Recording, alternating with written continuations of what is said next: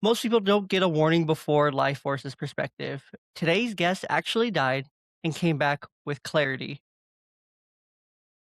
Whether you're outside grilling, changing diapers, or just trying to catch a breath, the Young Dad Podcast is your spot for real conversations about fatherhood, manhood, and everything in between. I'm your host, Jay, and I sit down with dads, experts, and everyday people to talk about the joys, the struggles, and the lessons that come with raising kids and building a meaningful life. From mental health and relationships to faith, family, and the funny stuff only dads understand, YDP is here to remind you that you're not doing this alone. So grab a juice box, grab a snack, kick back, and join the conversation because fatherhood doesn't come with a manual, but it should come with a podcast. And today I'm sitting down with Sig, a dad, a leader, a survivor who experienced something most of us only think about in a quiet moment. Instead of starting with titles or credentials, I want to start where the real weight is. So, Sig, when you were gone for those minutes and didn't know if you make it back, what was the one thing you realized you hadn't said enough to your kid? Yeah, well, I don't remember anything from the 8 minutes I was dead, and I'm sure we'll get into that. In fact, I had almost 3 days where I had anterograde amnesia afterwards, meaning I couldn't form new memories or remember anything at all.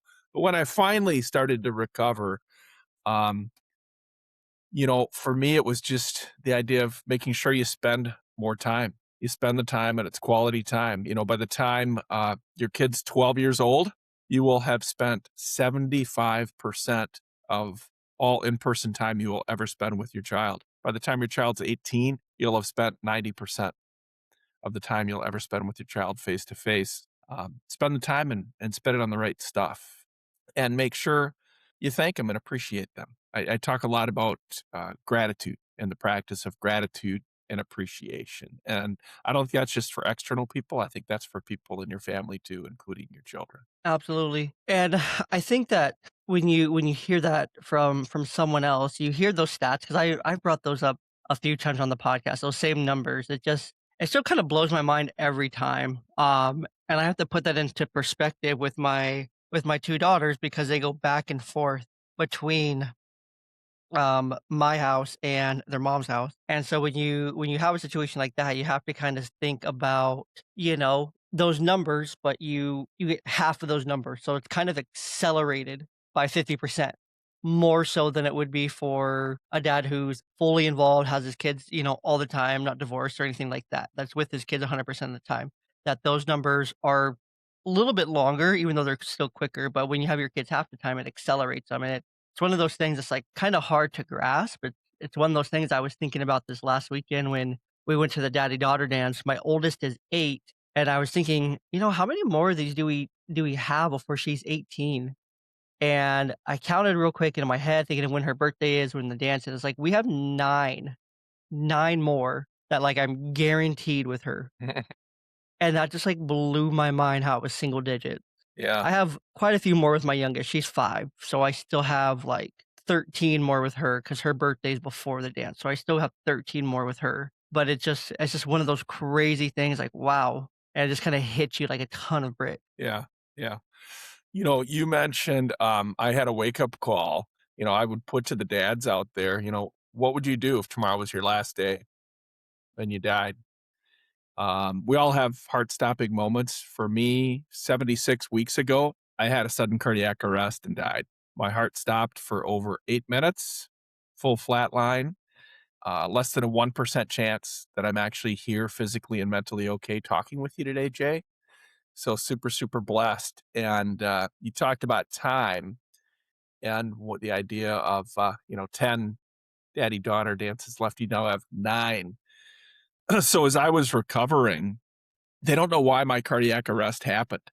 So cardiac arrest is an electrical problem, Mhm. something like Damar Hamlin when he was playing football and got, popped in the chest. A heart attack is a plumbing problem. I had the electrical problem. They don't know why it happened. So as I'm recovering, I'm thinking about, why am I still here?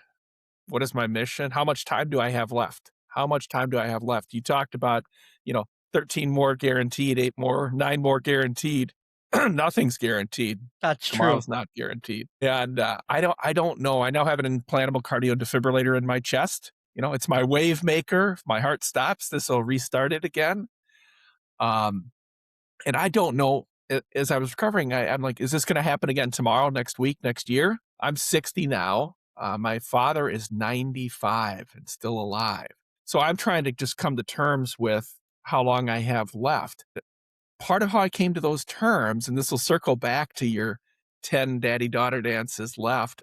I had an opportunity about a month before my cardiac arrest. My eldest son lives in Montana, and he's currently in medical school. He was a first year med student at the time. I went fly fishing with him in Montana. And I don't know if you fly fish out there in Washington, but I'm kind of a rookie. My son's an expert. So we're out fly fishing. I caught the Montana trifecta, as he called it, which is a brown trout, a rainbow trout, and a cutthroat trout. And he brought his pastor fishing with us. And I'm reflecting after my cardiac arrest on this moment because at the time, it just passed by. I didn't think anything about it. But the pastor asked us, have you ever read the book 4,000 Weeks?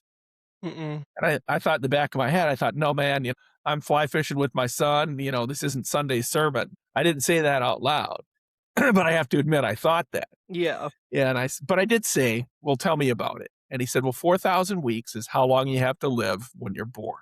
It's about 80 years, about 80 years. So as I'm reflecting after my cardiac arrest, I'm thinking back to that story from the pastor, which didn't mean anything at the time it happened to me. But as I'm thinking about PTSD is a real thing now. My worry about could this happen again and how much time do I have left? And I thought I could curl into a ball, not leave my house, and just worry and try to protect myself from this ever happening again. Or what I chose is I put a stake in the ground and I said, I'm going to live another 1,000 weeks. And that was a direct result of that conversation with the pastor. 1,000 weeks is 20 years. Mm. So I was 58 when this happened. That's, puts me at, 78. My dad's 95. And I can make a big difference in 20 years, in 1,000 weeks. And here's the thing about it. 20 years, every year of those 20 is 5% of what you have left. 1/20th, right? Every summer is 5%. Every daddy daughter dance is 5% if you had 20 of them. Right? Every Mm. Christmas is 5%. So I have been through 2 Thanksgivings since then, 2 Christmases since then. And if I live 1,000 weeks till I'm 79, that's 10%.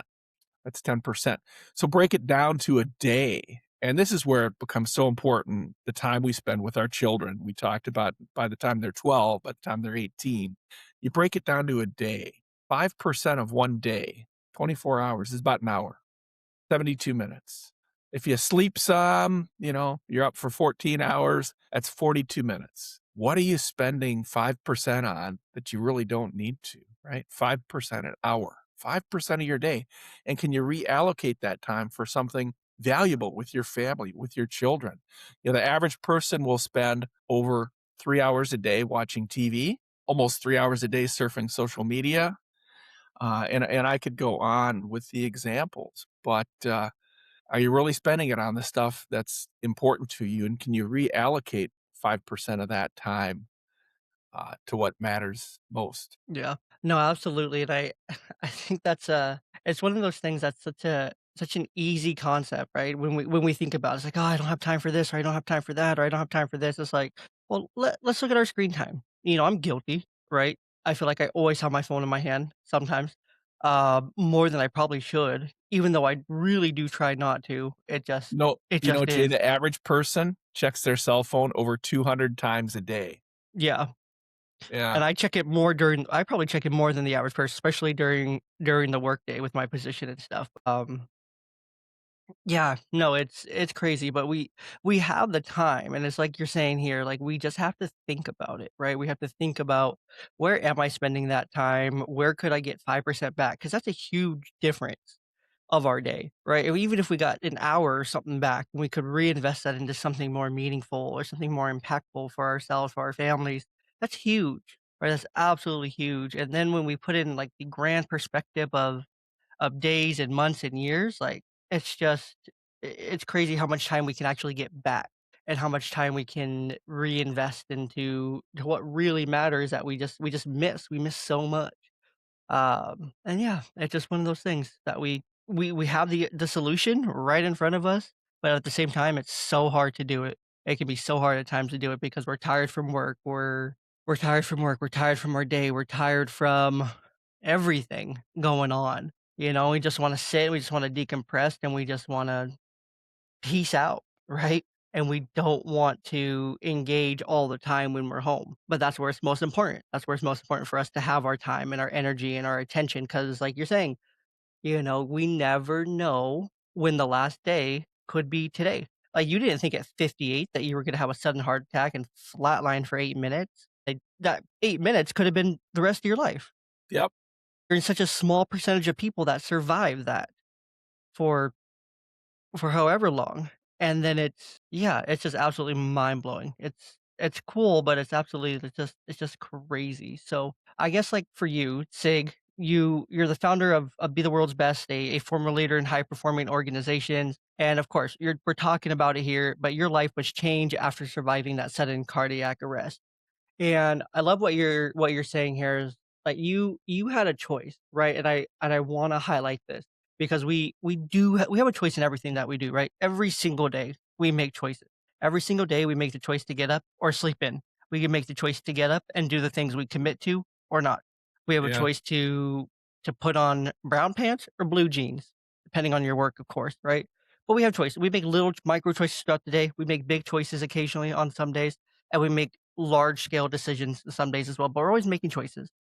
And like you said here, like you had the choice and you still do on any given day, despite being two Thanksgiving, two Christmases, 2 New Years removed, you still have the choice on any day, and it would be totally valid. I think a lot of people would validate it in saying like, "Oh, well, you did have that thing happen to you 2 years ago, like, why don't you just, like, kick it, take it easy, and just chill and let life kinda come to you and just protect yourself," right? Don't go and push yourself, right? Versus, "Well, I had this experience, I died for 8 minutes, I know how fragile my life is, so let me go and make sure I'm living because I want to Yeah. live."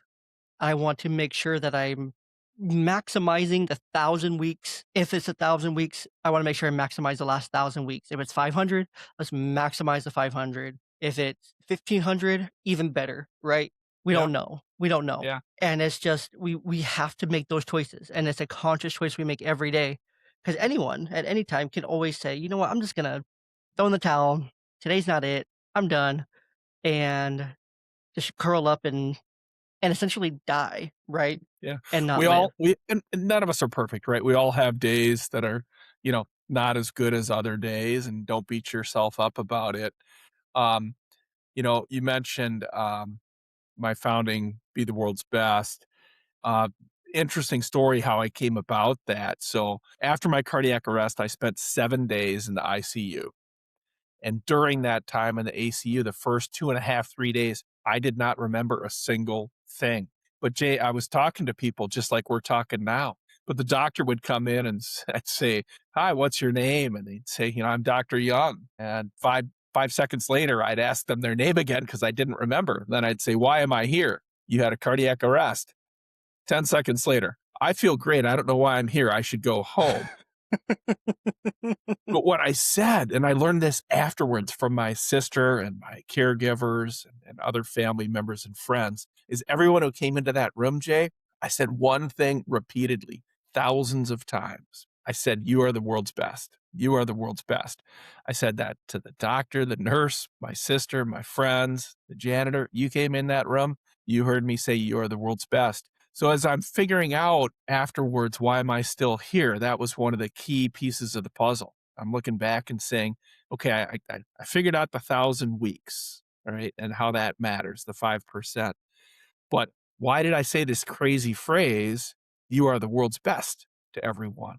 And I think there were a couple of reasons I said it to everyone. The first was it was my fancy way of saying, "Thanks, you're great, you're fantastic, I appreciate you." I just chose the words, "You are the world's best." I think the second reason I said it was, although you'd tell me I had a cardiac arrest, I wouldn't remember that, but I knew I was really messed up. Like my brain knew something was wrong and I was messed up.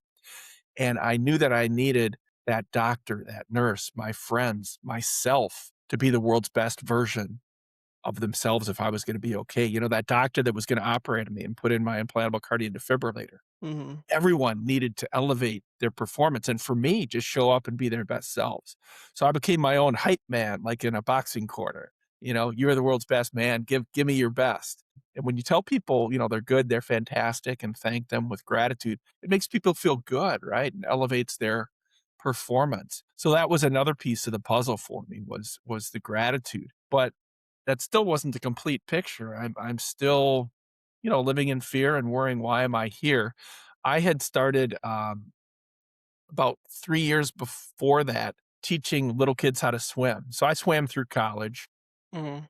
was D1 swimmer at Northwestern, and, wanted to give back. What Wanted was to your give back. stroke, Sig? What was your stroke? Backstroke, I swam them all, but backstroke was my number 1. Nice. Yeah. I That was probably my favorite job I've ever had was right out of high school or, last 2 years of high school, I worked at the community pool because you can get your lifeguard certification back then at 15 and a half. And so I wasn't a great swimmer, so I actually started in the office as an office staff there, learned how to swim while working there, Yeah. worked my way through all that, became a lifeguard, a swim instructor, and a water aerobics instructor during my time. So in my 3 years there, because I worked junior, senior year, and then I worked there the year after high school as well for a bit, between like college courses and stuff. I think 2 years after. So I think I had a total of maybe 3 to 4 years there, but it was Yeah. by far my favorite job. I taught adaptive swim lessons, water aerobics, regular swim lessons. I became a head lifeguard, and it was just cool how the progression went from I just started here as an office staff at like 16 and just to have a job and make some money because all my friends were working here. And then I ended up working my way up at come high school graduation. And it's by far one of the best and most fun jobs there is out there. I would Yeah. love to get back into it if I had the time to go get recertified and everything. Like, Yeah. realistically, if it realistically fit with Yeah. everything. Yeah. Yeah, you know, and no doubt that type of work, not it's fun, but it's impactful, right? You But don't yeah. know the lives you may have saved, you know, for kids learning how to swim that Yeah, they didn't 'cause drown, right? you teach hundreds of kids how to swim, in 1 summer, you can teach hundreds of kids. Yeah. Because if you have full classes, you have 15 per class, and you do 2-week sessions, and there's 8 weeks of summer, like, you can easily impact 100 plus kids per summer throughout the year. I lived in California, so we got a lot of sessions in throughout the year. Yeah. Yeah, hundreds and hundreds of kids, special needs kids who learn, Right. and even then, like, teaching water aerobics, it was mostly, like, older women, but it's like, maybe I extended a couple lives, like, you put it in that perspective, it's like, maybe I extended a couple lives just with, like, mobility and everything because they were coming and enjoying themselves for, a couple years consistently and Yeah. enjoyed it and made friends and something. It's cool Yeah. to think about the impact you have, like, later and Yeah. look back. Well, no doubt you made them feel healthier, feel better for that day. You know, you were their Yeah. light bulb for the day. So I actually had to take off a quarter from teaching at Foss. And I was sort of semi retired. So I was doing this to make a difference, to have fun. I enjoyed it, giving back after my swimming. And I went back to a team meeting. This was kind of the final piece of the puzzle in me finding my mission and answering, why am I here? So I went back to team meeting maybe 6 to 8 weeks, a quarterly team meeting, and we have about 50 instructors at the school. Most are probably of the 50 or sort of 18 to 25, younger, you know, much like you when you were lifeguarding and teaching. Yeah. And then there's, you know, say 5 or so that might be my peers from an age standpoint. And then We there's, you had know, a we had a handful few of of those, but they yeah, were the best. The old yeah, guys and we then a had working, handful they were the best. of, you know, moms in their 30s. So I Yeah. asked the gal who runs the school, I said, "Hey, can I share with people my story about what happened?" And I talked about some of the things, you know, we've talked about here, Jay. And by the time I got done to this group of 50 people, probably, you know, about 10 or so were crying. Were crying. They had tears in their eyes from my story. When I finished, a handful of people came up and said to me, "Hey, my mom or dad or brother, they had a heart attack, cardiac arrest. You sharing your stories made it easier for me to deal with that. Thanks." And then I had a handful of people that came up and said, "You know, what you talked about has impacted my life. And this is just in the moment so much that I'm starting to live a different life starting tomorrow.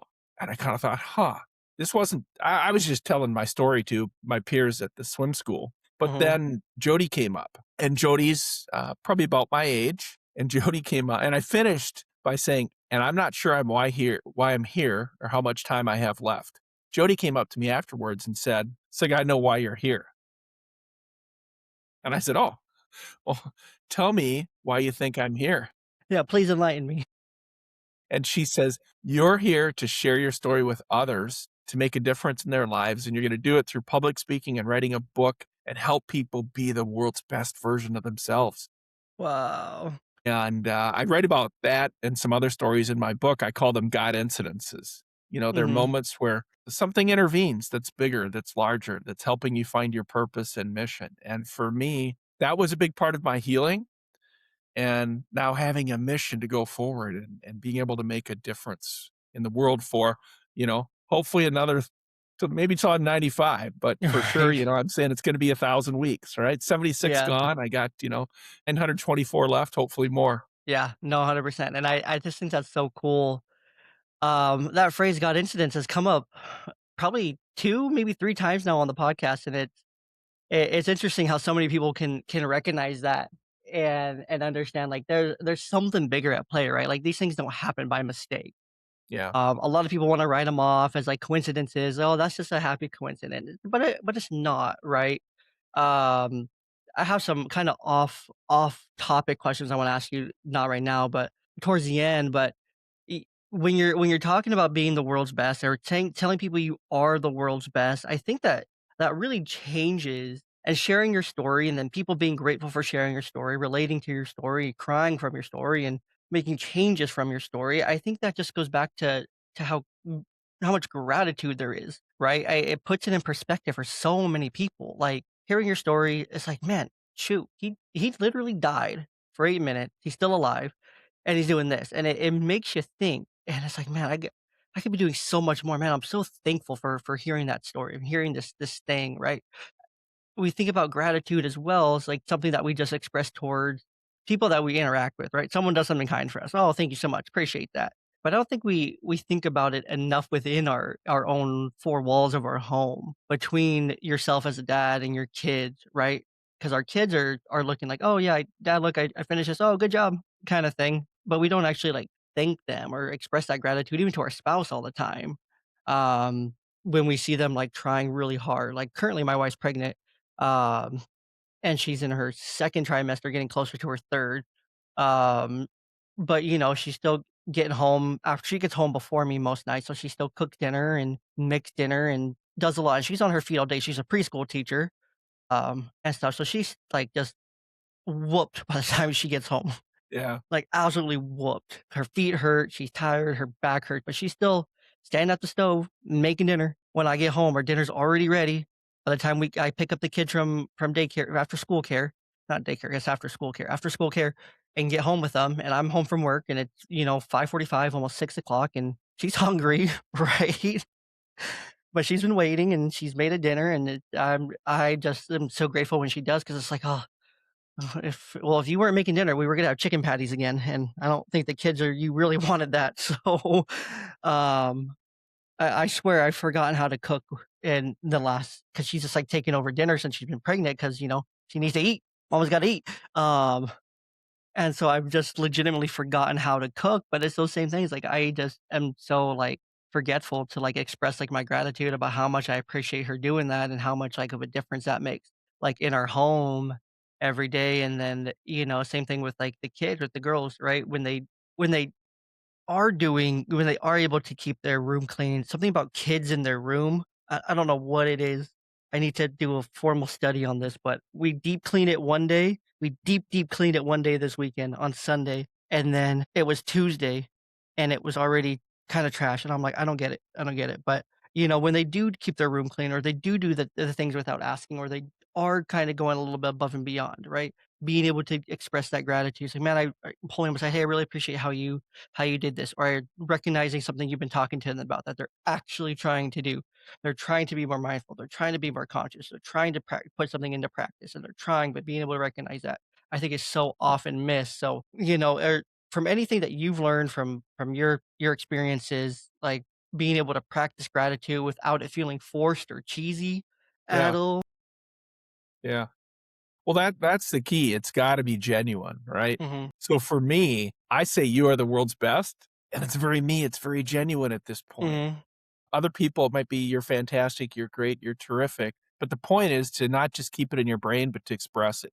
And I think the easier part, and I say easier, it still takes focus, is to say, thanks, you're great, you're fantastic, and to verbalize it, right? Not keep it in our brain, but to verbalize it. But then the next level gratitude is to go beyond that. And I think there's a couple things you could do there. Um, it's in the eye of who's receiving it as well.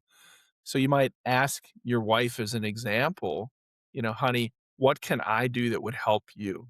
What can I do that would make you feel better?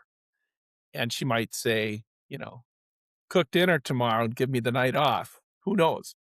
But that's something that she values. And by you doing that, that's a different way of expressing gratitude, you know, through your actions.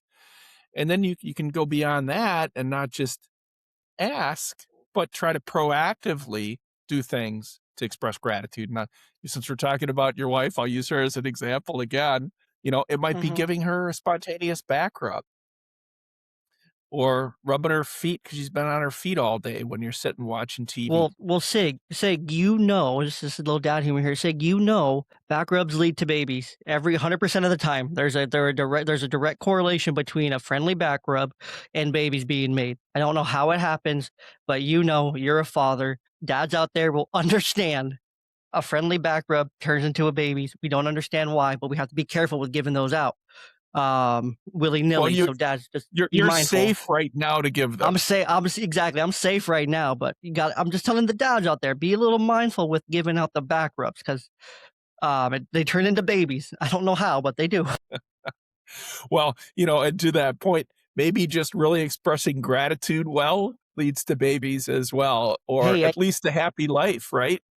true, Happy life. true. And all these things, be careful. Be careful with handing out the back rubs, the foot rubs. Too much gratitude, because unless you're wanting more babies, then here's some tricks to help you get that next kid. But if you're not, then just be mindful. Be mindful. And all the dads right now that are listening are having a great time. They're saying, "Oh my gosh, they know exactly what we're saying. They know exactly what we're talking about." And they're like, "What are they talking about anymore?" So, but no, it's like you're right. Gratitude it can be expressed in hundreds of different ways, and everybody's going to be different, right? And how they that can be expressed to them, that's going to be most impactful. And it's a communication tool, right? To be able to speak that gratitude like language. It goes back to like love languages as well, right? The five love languages.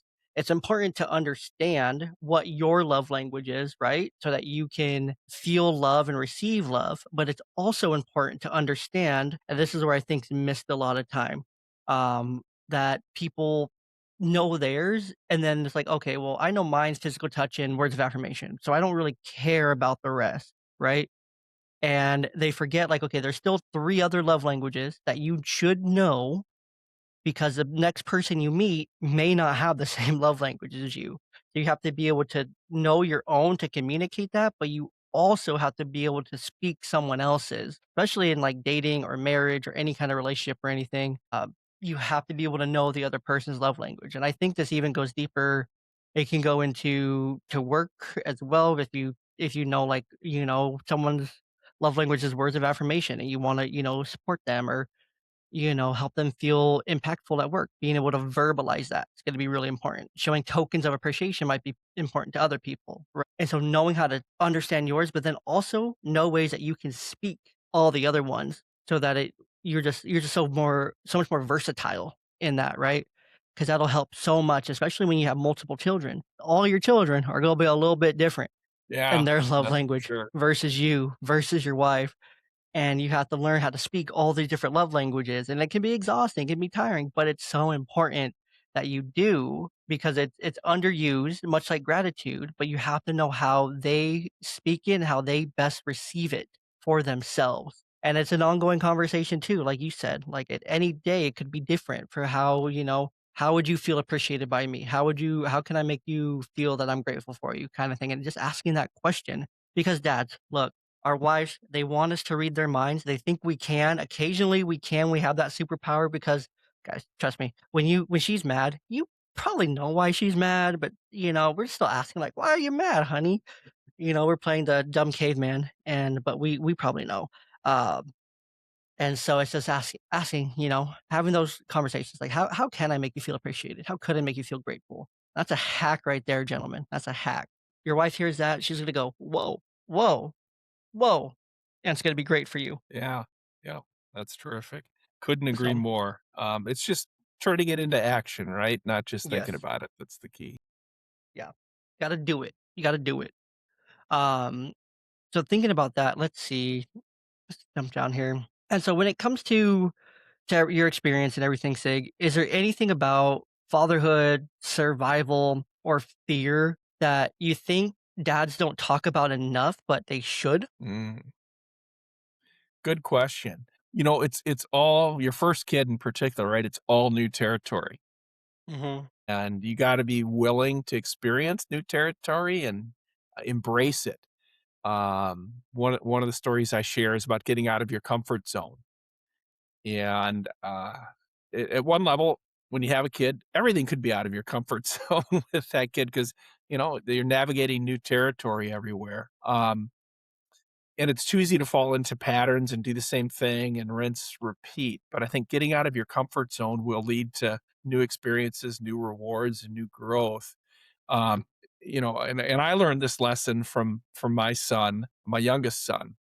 He was probably about 3 years old, and we went down to Florida and to a little dolphin place, kinda maybe 500 people, little stadium, small dolphin show, and at 3, my son had 1 food group. It was called chicken fingers and bread, and that was his whole food group. You wanted to give him a vegetable, wouldn't have it. Wanted to give him fruit, wouldn't have it.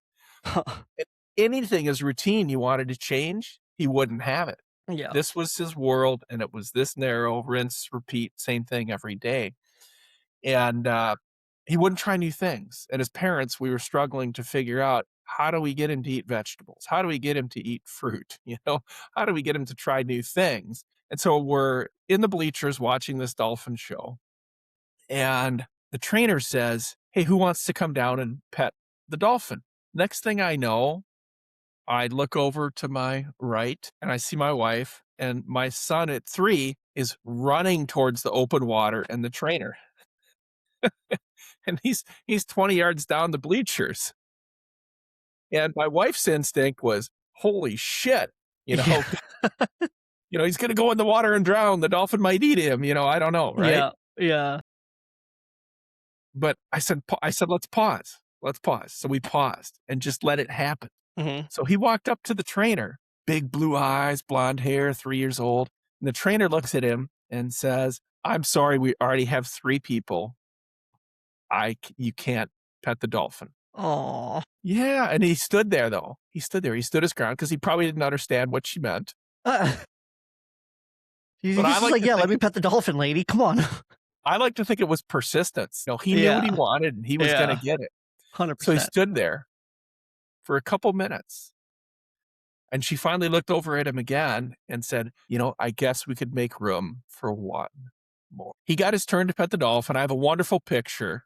It's actually on my website, and I talk about it a lot when I'm a professional speaker now when I speak with people, but I have a picture of him kissing that dolphin, and it's literally lip on lip and the biggest smile you've ever seen.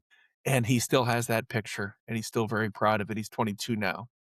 I But would be I that would I would be so proud of that for the rest of my life. but that was transformational in terms of having a new experience, and the reward he got from that because he was willing to get out of his comfort zone and to try something new. And that was lesson from a 3-year-old. It transformed him, and it helped me think about things differently in terms of trying new experiences and getting out of your comfort zone and the rewards that can be there. Because kids you learn and grow with, right? You're figuring it out day by day and learning new things all the time, and be Mhm. willing to go there. Be willing to go there and learn. Yeah, and I think that's so important, right? Like, And I think one thing to highlight too in this conversation, one thing that you said that was super brief, but you said there's always room for one more, right? There's room for one more, and I think that's a great lesson for dads to remember, right? Especially when it comes to family planning or maybe an unexpected pregnancy, right? Like that's one thing I was been super just like conscious about because like this is my wife and I's first. My other two girls are with their mother, we're divorced. Um, and one thing that I've had to, like, really put my head around is, like, there's room for this baby boy. Like, he's gonna be so loved. I do have the capacity to love him just as much as I love them and make all things equal, right? Like, there is that room for one more, but I think that's something, like, in the back of a lot of dads' heads as more kids come into the picture is like, okay, is there room for one more? And I think we always have to remember, like, there is, and I that's an important lesson to teach our kids too, but in a different way, like, at the lunch table, there's always room for one more person, Yeah, love it. right? In your friend group, there's always room for that one person sitting by themselves. There's always room for one more person at the conference table at work, right? There's always room for one more person around you, right? Because if we're thinking back to it and we're thinking back to possibly to like God or to like Jesus, yeah, he loved the 99, but he always went out to find the one because there's always room for one more. There's always Yeah, love it. one more that could be added. And I just think about that and putting that together, it's like we think about that fear of like, oh man, how is this gonna work? How is this gonna work out? And we trust that it's gonna work out and all these years down the road, I was single for 3 years before I met my wife and raising the 2 girls, actually more than half the time, but, I was like, "Man, how am I gonna do this? How am I gonna make this work?" And, it all worked out beautifully, right? They survived, that's what I say. They survived. They're doing well. My oldest excels in school. My youngest is, she's great. She's not in formal school yet, so I can't say that, but, they turned out great. They've turned out to be great girls. Yes, they have their ups and downs. They're not perfect by any means. They have a lot of things to improve on, but we all do at the same time. So we have to just be considerate of that, but yeah, no, I love that, and just, we always can do something more. There's always something more out there for us. Um, and then it's okay to be persistent and to experience those life-changing moments with our kids. Is there anything else to mention, Sig, before we kinda jump into the very last few minutes of the podcast here with some of the fun stuff? Anything else that you wanna mention that we haven't mentioned yet? I'll be mentioning your website and everything here towards the end, but is there anything else to mention on your end from the conversation today? I would just say resilience is an important thing, right? We all have setbacks. My heart stopping moment involved an AED, an automated defibrillator, restarting my heart, 7 days in the ICU. But as dads, as parents, we all have heart stopping moments, right? Things that cause us to pause and reflect and ask, what the heck? Why am I here? And the important thing is to get back up and be resilient and move forward. It's not always going to be perfect or right, but you got to get back up. You got to stick with it, and you got to move forward. And that was, one of my big lessons. Yeah, I love that. Alright, let's jump into the dad zone. You bet. I think that transition played. Let's hope so. I didn't hear it. Sometimes I don't always hear them. But in the dad zone, this is 4 questions to kind of bring the podcast back up. So sometimes we get a little bit deep, but we have some fun along the way. But to end it on like a really fun, lighthearted note. So first question in the dad zone. I can talk. Does pineapple go on pizza? Boy, then you gotta start talking about what's the crust on the pizza, is it a Chicago deep dish or a thin crust? So what I It's just a plain personal, it's just a plain regular crust pizza. well, I spent a lot of time in Chicago, so for me, that might be a Fair. stuffed deep dish, and I'm gonna Fair. say a stuffed deep dish should never have pineapple, but if you're going a really, really thin, crisp crust, a little Hawaiian pineapple might be good on a super thin, crisp crust, but never Okay. a So deep.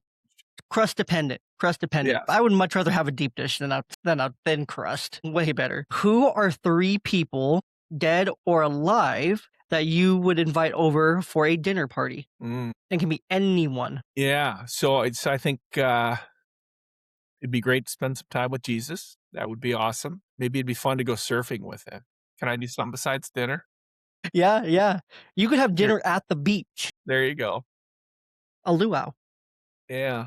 And then an interesting one is Arnold Schwarzenegger. Okay, Jesus, Schwarzenegger. Okay, okay. Yeah, and I think Arnold because, he has this idea of being the world's best. He's an immigrant to this country. Yeah, He's had a lot of hardships. He's been divorced. He's had screw ups in life, but he's been mega successful as well. And I yeah, think he to would be a understand fun and talk one. with him about his journey, I'm here to pump you up. Want to pump you up. Yeah. Um, and then both my parents, their fathers died when they were young. And so my father is actually an immigrant to this country. My father was born and grew up in Panama. Okay. And his mother brought him here when his father died, which was, I think he was less than 5 years old. So I think it'd be great to sit down and get to know my grandfather. I love that. I love that. Yeah. And second to last question here. What is your guilty pleasure food? So, what is one food that you're sashing from the wife, from the kids, making sure that no one else gets to touch or snack on? For me, it's Nutter Butters. I love Nutter Butters. But what's yours? I think I'm addicted to carbs. I try and stay away from carbs, but a good bag of chips. And I don't know that I have any particular. I mean, it could be chips, crackers, some good kettle chips, some wheat thins, some Cheez Its. It's carbs. And I think I used to work at General Mills, and Okay. I think the food companies have the science of, what makes this stuff craveable, right? Yeah, yeah. They know exactly what to put in it. They know So, exactly what to so put in it. I love a good beef jerky too. And the challenge there is everyone wants to steal my beef jerky and eat it. Yes. I love it. Last question in the dad zone, and I'm gonna wrap this thing up. What is one piece of advice that you would give to a young dad, age 18 to 22, just starting out his fatherhood journey? Yeah. Spend the time, spend that 5% on the right stuff, prioritize it, make a difference every day. Every day. You get to 12, you get to 18, your time's done face to face. Spend the time, spend that 5% and be the world's best dad. And it's different for each of us, but for you, figure out what that means and show up and be the world's best dad for your children. Yeah, love that. All right. Well, so the CTRA is a clear takeaway, reflection, and action for the listener. So the takeaway I hope you take from this one is there's so many takeaways from this episode that you could take, but one particular I want you to take is life doesn't wait for perfect timing. Sig didn't get to choose when his heart attack happened. Um, but presence is always available. So being present with yourself, with your family is always available. Reflection, if today ended early, what would your kids say mattered most about you? And this is just for you to think about.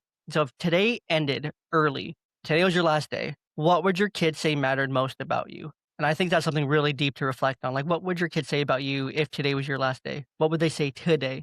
And then action. Your action for this, like to the listeners, tell your child one thing this week you appreciate about who they are, not what they do. So again, just showing that gratitude for who they are, not so much what they do, because it doesn't always have to be material or item based or service based. It could just be about who they are that you're grateful for. Sense of humor, their smile, their silliness. Maybe they smell decent half the time. I don't know. Um, something, right? But yeah, so that's your CTRA for this week for the listeners. And then if Sig's story has resonated with you and you want to learn more about how to live with intention and gratitude, you can check out betheworldsbest.com, which you'll see right here on your screen. It's a great website. And just remember, every day is a chance to show up as the world's best version of yourself at home first, of course, for the dad. And Sig, huge thank you to you for sharing your story with me today, sharing part of your heart with us today. Dads, we don't need a life altering moment to live like we know what matters. We all know what matters, and we can live more intentionally in that direction. If this episode hit home, make sure you share it with another dad. Make sure to also, if you're on YouTube, make sure you subscribe. If you're on Spotify, make sure you hit the follow. If you're on Apple, make sure you hit the follow button. If you're on any platform where you can leave a 5-star review, please do so. If you're on any platform that you can leave a comment, it really helps as well. If you're on a platform that where you can just like it to help boost it and help it in the algorithm, all those little engagements help the podcast so immensely. And I love when you do it.